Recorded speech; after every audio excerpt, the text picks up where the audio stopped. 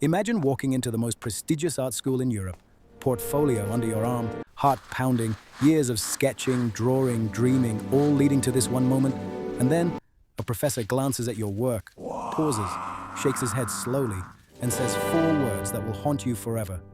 You have no talent. Most people would go home, cry into their pillow, and find another career. But this young man, he didn't. And that single rejection, in a quiet hallway in Vienna, would eventually set off a chain of events that changed the fate of an entire continent. Because the teenager holding that rejection letter was Adolf Hitler. To understand why this moment mattered so much, you first need to understand the city where it happened. Vienna, 1907. This wasn't just any city. This was arguably the most culturally electric place on the entire planet. The capital of the mighty Austro-Hungarian Empire, a sprawling, multicultural superpower stretching from modern-day Austria all the way to parts of Italy, Poland, and the Balkans. And the city itself, it was absolutely buzzing. Gustav Mahler was conducting symphonies that made audiences weep. Sigmund Freud was sitting in his office around the corner, essentially inventing modern psychology. And Gustav Klimt was painting canvases so bold and provocative that people couldn't stop arguing about them. Vienna's coffee houses were basically the internet of 1907.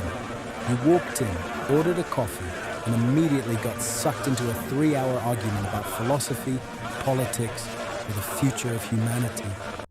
For a young dreamer with an art portfolio, Vienna wasn't just a city, it was a calling. So, who exactly was this teenager showing up in Vienna with stars in his eyes? His name was Adolf Hitler. Born in 1889 in a small Austrian town called Braunau am Inn. Raised mostly in Linz. Now, school? Completely uninterested. His teachers described him as lazy, stubborn, and difficult. But give this boy a pencil and a blank page, completely different story. He drew constantly. Buildings, churches, city streets, grand monuments. Architecture absolutely fascinated him. And at 18 years old, he made a decision. He was going to Vienna. He was going to apply to the Academy of Fine Arts. He was going to become a famous painter. His mother supported him. His friends thought it was a great idea, and he himself had 0 doubts. After all, this was destiny, right? The Academy of Fine Arts Vienna was not messing around.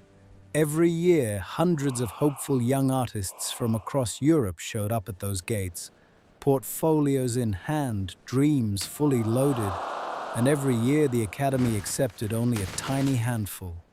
The entrance exam was 2 stages. First, you submitted your portfolio for review. If they liked what they saw, you moved on to a timed drawing test.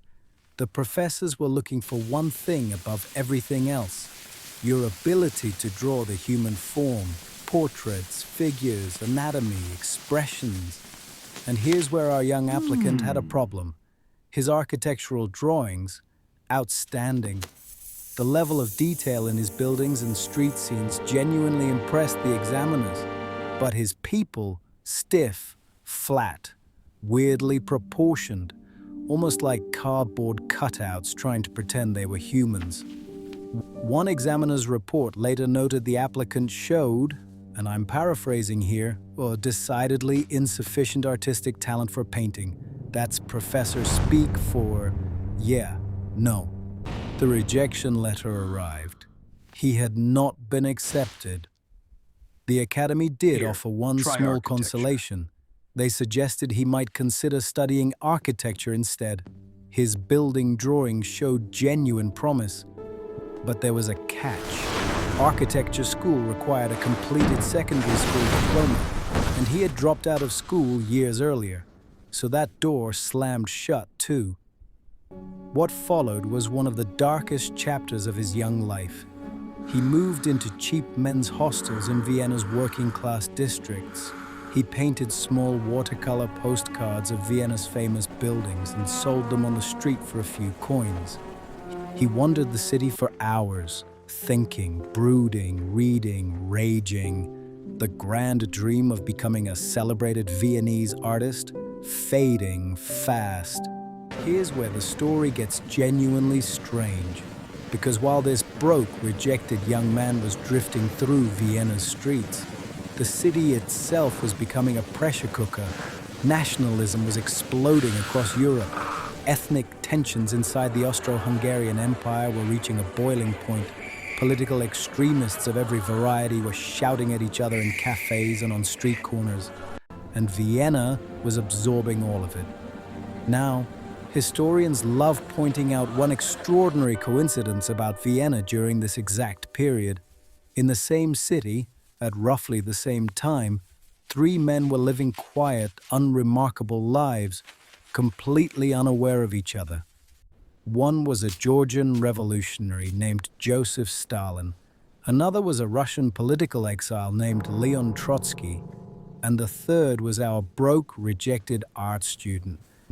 Three men, one city, zero idea what was coming. It's the kind of historical footnote that makes you stop and stare at the ceiling for a while. So let's go back. That hallway in 1907. A young man, a rejection letter, a professor who looked at some drawings and made a routine decision. At the time, completely insignificant, just another failed applicant, one of hundreds that year. But history has this terrifying habit of hiding its most important moments inside its most ordinary ones, because that rejection sent this young man on a very specific path. Poverty, bitterness, radicalization, a journey from Vienna to Munich, and eventually, well, you know how the story ends. Which brings us to the question that historians, philosophers, and honestly anyone who's ever heard this story cannot stop asking, what if the Academy had said yes? What if one professor had looked at those architectural drawings and thought, you know what, this kid has something? Would a contented art student in Vienna have found his way to politics? Would the 20th century have looked completely different? We will never know. And that's the thing about history. It doesn't announce its turning points in advance. Sometimes, the fate of millions begins with 4 words from a professor. You have no talent. If you made it this far, thank you for rewinding Europe with me today. History is full of these moments, small decisions, quiet hallways, ordinary days that turned out to be anything but. If you want more stories like this, subscribe to Rewinding Europe.